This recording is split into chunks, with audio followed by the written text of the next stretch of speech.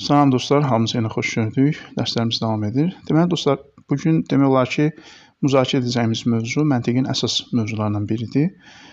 5 ümumi anlayış, Əl-Külliyyətül Xamsə. Bu günəcən keçdiyimiz dərsləri bir növ giriş, müqəddimə hesab edin. Onlar bir növ məntiqin əsas mövzularına daxil olmaq üçün bilməli olduğumuz gərəkən lazımi giriş xarakterli mövzulardır. Amma bugündən etibarən müzakirə edəcəyimiz mövzular əsas mövzulardır. Xatırlayırsınızsa, biz əvvəldə qeyd elədik ki, məntiq iki əsas hissədən ibarətdir. Bir tərif hissəsi, ikinci nə hissəsi? İstidlal, yəni argumentasiya hissəsi. Bugün biz tərif hissəsinə artıq başlayırıq. Və dedik, tərif məsələsi bizə harda köməyimizə dəyir, harda bizə lazımdır. Biz insan düşünən varlıq olduğu üçün o ətraf aləmi tanıyır və ətraf aləmi tanıdıqca onlar barəsində müəyyən hökmlər çıxarır, mühakimələr yürüdür. Burada iki proses var dostlar. Baxın, bu çox önəmlidir. Hansısa bir məsələ haqqında nəticəyə gəlmək üçün burada iki proses var. Bir, müzakirə edəcəyimiz şeyi biz tanımalıyıq. Yəni, məsələn, biz maddə haqqında danışırıq və ya ruh haqqında danışırıq. İlk əvvəl biz danışdığımız o mövzunun həqiqətini tanımalıyıq. Ki, bizdə düzgün təsəvvür yaransın ki, o düzgün təsəvvürün vasitəsilə biz doğru nəticəyə çata bilək.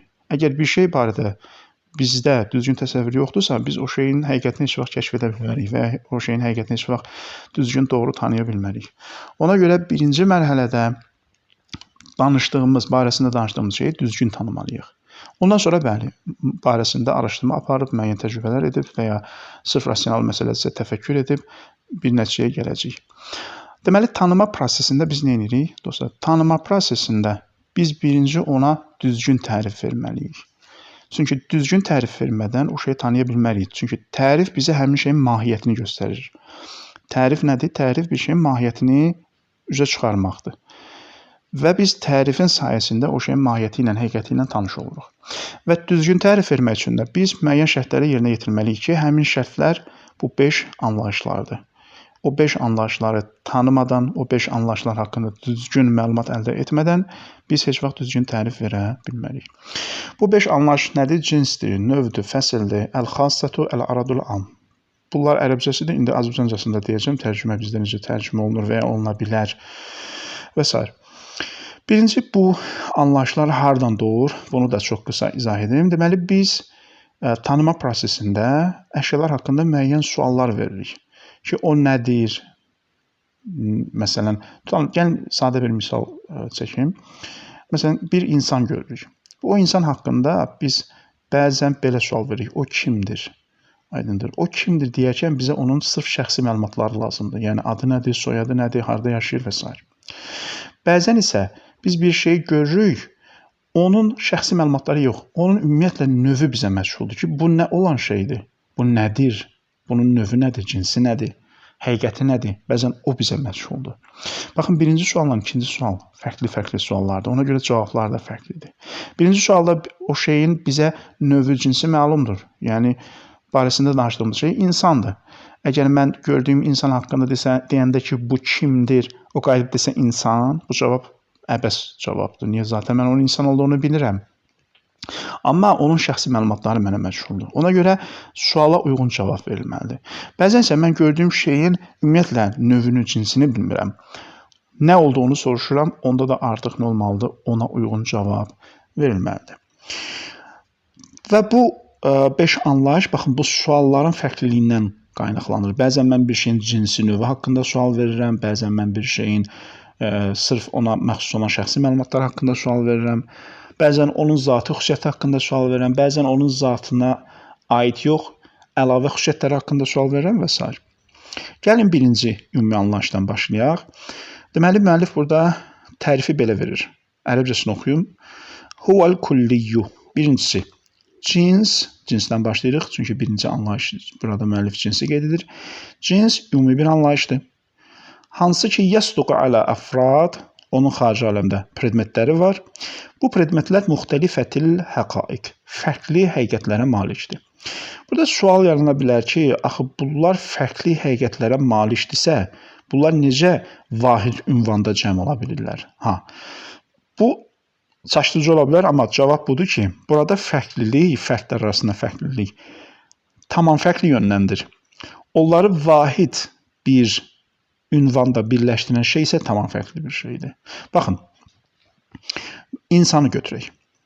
İnsan və ya məsələn, burada müəllif taxtanı misal verir, belə gəlin taxtadan başlayaq. Müəllif burada buyurur ki, taxta ümumi bir anlayışdır. Xarici aləmdə müxtəlif fərqləri var, predmetləri var. Məsələn, stul, miz, rəf, taxtadan düzələn qab və ya taxtadan düzələn başqa bir zinət əşyası və s. Bunlar taxtanın xarici aləmdə olan predmetləridir. Bu predmetlər fərqli həqiqətlərə sahibdir. Fərqli həqiqətlər nə deməkdir? Yəni, məsələn, bir şey qabdırsa, ona qab demək üçün, onu qaba adlandırmaq üçün, onun qaba məxsus funksiyalar var. Məsələn, biz onda yemək yeyirik. Bir şey rəfdirsə, biz onda məsələn kitab qoyuruq. Fərqlilik buradan qaynaqlanır. Çünki onların istifadə məqsədi fərqlidir. Amma bu fərqliliklə yanaşı, onları birləşdən vahid bir həqiqət var. Onlar hamısı taxtadan düzəlibdir. Deməli, burada müəllif deyəndə fərqli həqiqətlərdən ibarət predmetləri var. Cins o şeydir ki, o ümumi məfhumdur və fərqli həqiqətlərə malik predmetləri var. Burada məqsəd o predmetləri, belə deyək, hədəfinə görə, funksiyasına görə müqayisə etdikdə yaranan o nisbi fərqlilikdir. Çünki baxmayaraq ki, hamısı taxtadan düzəlib, amma hamısının istifadə yeri eyni deyil. Bu cəhətdən bunlar fərqli həqiqətlərdir. Amma onların mahiyyətinə gəldikdə, yəni mahiyyət hamısı taxtadır. Yəni biz o əşyalara sırf taxta cəhətdən baxsaq, arada heç bir fərq yoxdur, heç bir müxtəliflik yoxdur ümumiyyətlə. Amma yox, biz onlara hədəf cəhətdən baxsaq, qayə cəhətdən baxsaq, funksiya cəhətdən, funksionallıqları cəhətdən baxsaq, bəli, bunlar fərqli həqiqətlərdir. Çünki fərqli məqsədlər üçün istifadə olunur. Məsələn, biz qaba kitab yığmarıq və ya biz rəfdə yemək yemərik və s. Deməli, cins nə oldu? Cins ümumi bir anlayışdır. Xarici aləmdə çoxlu fərqləri var ki, bu fərqlər müxtəlif həqiqətlərə sahibdirlər. Bu bir. İkinci anlayış, müəllif burada növü qeyd edibdir. Mən istəyirsiniz birinci fəsli qeyd edim, sonra növə keçim. İkinci anlayış fəsildir. Fəsil yəni ayrıcı xüsusiyyət. Ayrıcı xüsusiyyətin tərifi nədir? Huvel məfhumul kulli. Bu da ümumi məfhumda eyni ilə cins kimi. Əlləzi yuməyyizun növə min bəqiyyətil ənva. Hansı ki, növü digər növlərdən ayırır. Deməli, baxın dostlar, məsələn, həyat, canlılıq və ya canlı cinsdir, ümumi bir məfhumdur. Xarici aləmdə bunun növləri var, predmetləri var. Məsələn, insan da canlıdır, məsələn, at da canlıdır və s. Bu aydındır. İnsan da canlıdır, at da canlıdır. Yəni biz insana və ata canlılıq cəhətdən baxsaq, ortada heç bir fərq yoxdur. İkisi də canlıdır. Yaxşı, ikisi də canlıdırsa, bunları bir-birindən ayıran şey nədir? Bax, bunları bir-birindən ayıran şeyə biz deyirik ayrıcı xüsusiyyət, fəsil. Aydındır? Məsələn, insana deyirik, insan nədir? İnsan düşünən canlıdır. Ata deyirik, at məsələn kişnəyən varlıqdır. Bax, bu düşünməklik və ya o kişnəmək, bunlar artıq nədir? Ayrıcı xüsusiyyətlərdir. Niyə? Çünki cins ümumi bir anlayışdır. Hansı ki, xarici aləmdə görürsünüz, birdən çox predmetdə özünü göstərir. Sırf o cəhətdən həmin predmetlərə baxsaq canlılıq cəhətdən arada heç bir fərq yoxdur. At da canlıdır, insan da canlıdır. Amma atı insandan ayıran bir şey varmı? Bəli, var. O nədir? Ona deyirik biz ayrıcı xüsusiyyət. İnsanın düşünən varlıq olması, atın kişnəyən varlıq olması. Deməli, fəsil nədir? Fəsil yəni fasilə salır arada. Fasilə salır. Fasilə salmaq üçün nə olmalıdır? Birinci ümumi xüsusiyyət olmalıdır, sonra ayrıcı xüsusiyyət olmalıdır. Əgər ortada ümumi bir xüsusiyyət yoxdursa, ümumi bir xüsusiyyət, müştərək bir xüsusiyyət yoxdursa, burada ümumiyyətlə ayrıcılıqdan söhbət gedə bilməz. Nəyisə ayırmaqdan söhbət gedə bilməz. Zaten bunlar tamam fərqli şeylərdir. Ümumiyyətlə bunları bir-birindən ayırmağa ehtiyac qalmır. Ehtiyac nə zaman qalır? Ehtiyac o zaman qalır ki, bunların müştərək xüsusiyyətləri var, o cinsdir. Sonra biz gəldik bunları bir-birindən ayırmaq üçün əlavə xüsusiyyətə nəzər salırıq. Deməli, dostlar, cins və fəsil. Cins ümumi anlayışdır, xarici aləmdə predmetləri var. Fəsil, yəni ayrıcı xüsusiyyətdə, o da ümumi anlayışdır. Onun da xarici aləmdə tətbiq elədiyimiz nələri var? Nümunələri var. Məsələn, cinsin xarici aləmdə nümunəsi tutalım insandır. Yəni, məsələn, canlılıq xarici aləmdə bir nümunədir. Onun nümunələri var. İnsan, tutalım at və s. Fəslin də xarici aləmdə tətbiq elədiyimiz nümunələri var. Məsələn, insana gələndə, ata gələndə onları bir-birindən ayırmaq üçün biz fəsildən istifadə edirik. Baxın, bu ikisi birləşəndə cins və fəsil, yəni ümumi xüsusiyyətlə ayrıcı xüsusiyyət birləşəndə növü meydana gətirir. Ona görə növün tərifində nə deyir? Huvel məfhumul kulli. O da ümumi bir məfhumdur. Əlləzi yəttəfiqu əfraduhu fil haqiqa. Burada artıq nədir? Bunun fərdləri, bunun predmetləri vahid bir həqiqətdə birləşiblər. Cinsdən, baxın, ayırdı bunu. Cinsdə onun fərdləri fərqli həqiqətləri var idi, amma növdə onun fərdləri vahid bir həqiqəti var. Məsələn, insan. İnsan növdür. Niyə? Çünki insanın gəlin predmetlərinə baxaq. Zeyd, Bəkir, Əmir, hamısının bir özəlliyi var. O da düşünən canlı olmasıdır. Aydındır? Hamısının bir dənə özəlliyi var. Hamısı düşünən canlıdır.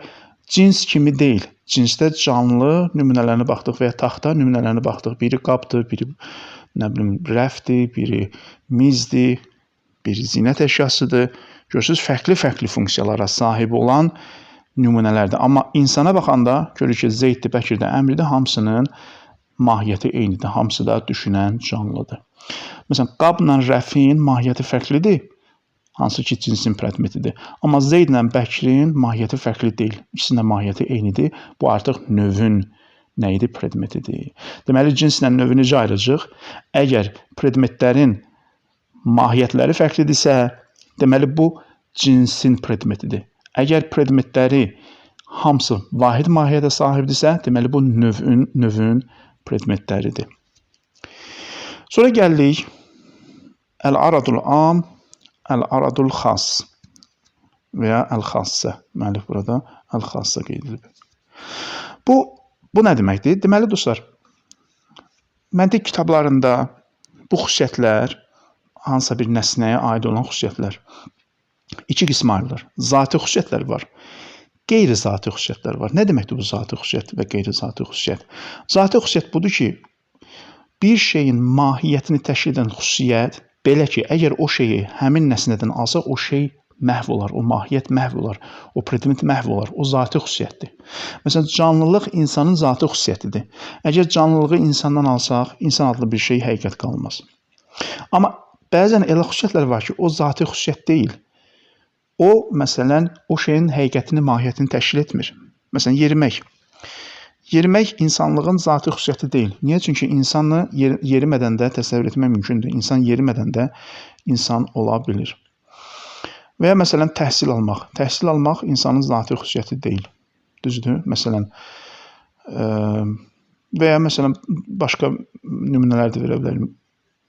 Çoxlu sayda nümunə vermək olar burada. Məsələn, musiqi ilə məşğul olmaq, musiqiçi olmaq insanın zati xüsusiyyəti deyil. Bəli, buna potensialı var, hansı ki o zati xüsusiyyətdir, o başqa. Amma musiqiçilik insanın zati xüsusiyyəti deyil. Niyə? Çünki insanların bəziləri musiqiçidir, bəziləri musiqiçi deyil. Aydındır? Deməli, bəzi xüsusiyyətlər var ki, onlar zati xüsusiyyətdir. Belə ki, o şey olmasa, həmin nəsnə olmaz.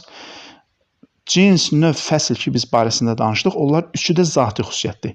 Ki, o şeyləri biz hansısa bir nəsnənin mahiyyətindən kənarlaşdırsaq, o nəsnə mahiyyəti ilə birlikdə məhv olar. Amma indi danışacağımız xüsusiyyətlər, bunlar artıq zati xüsusiyyətlər deyil. Yəni, onlar olmadan da biz hansısa bir nəsnəni təsəvvür edə bilərik. Bu qeyri-zati xüsusiyyətlər iki cür, dostlar. Bəzi qeyri-zati xüsusiyyətlər var ki, o ümumidir. Yəni nə?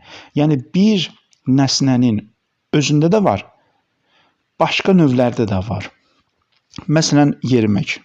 Düzdür, yerimək. Yerimək, insan yeriyirmi? Bəli. Bayaq dedik ki, yerimək insana aid olan zati bir xüsusiyyət deyil. Amma bu yeriməklik təkcə insana da məxsus deyil. Digər canlılarda da var.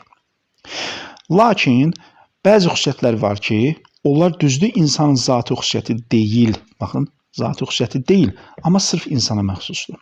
Məsələn, burada müəllif gülməyin misal çəkir ki, gülmək zati xüsusiyyət deyil. Yəni, insanı gülmək olmadan da təsəvvür edə bilmərik. Yəni, gülməkliyi insandan alsaq, insan həqiqəti məhv olmur. Deməli, gülmək insan zati xüsusiyyəti deyil. Lakin sırf insana məxsusdur. Aydındır, bu xüsusiyyət sırf insana məxsusdur. Qeyri-zati xüsusiyyət olsa da sırf insana məxsusdur. Bu misal həmişə mən qeyd edirəm, bu misal müzakirə ola bilər, müzakirəyə açıqdır ki, gülmək tək insana məxsusdur, yoxsa digər canlılarda da gülmək var. Xülasə, müəllif burada ona görə başqa bir nümunədə qeyd edir. Məsələn, bakalavr təhsili. Bir insan bakalavr təhsilinə sahib olması. Bu insana məxsusdur. Baxmayaraq ki, qeyri-zatidir.